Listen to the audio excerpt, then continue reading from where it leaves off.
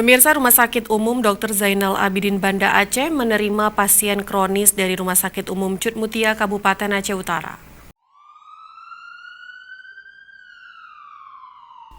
Wakil Direktur Bidang Pelayanan Rumah Sakit Umum Daerah Dr. Zainal Abidin, Dr. Endang, didampingi Kepala Biro Humas dan Protokol Setda Aceh Muhammad Iswanto, menerima pasien dengan keluhan umum dan kronis.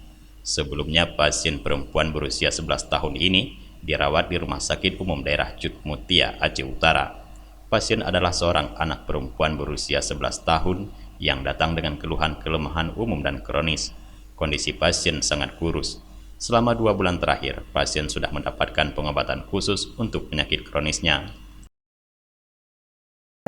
Kami terima di IGD RSUDZA seorang anak perempuan berumur 11 tahun datang dengan keluhan kelemahan umum dan gizi kurang, sangat kurus ya. Anak wanita tersebut rupanya selama 2 bulan terakhir sudah mendapatkan pengobatan khusus untuk penyakit kronisnya. Dan karena nafsu makannya sangat berkurang, maka keadaan gizinya juga tidak baik. Pasiennya sadar, tampak lemah, tidak mampu untuk menggerakkan anggota-anggota badannya.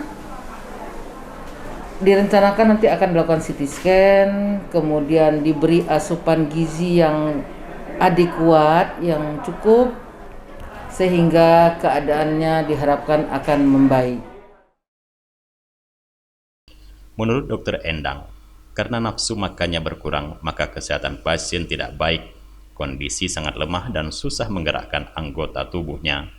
Menurut Dr. Endang, Rumah Sakit Umum Zainal Abidin akan melakukan CT scan dan upaya pemulihan gizi. Untuk itu, konsultasi dengan ahli gizi segera akan dilakukan. Dari Banda Aceh, Tim Liputan Aceh TV melaporkan.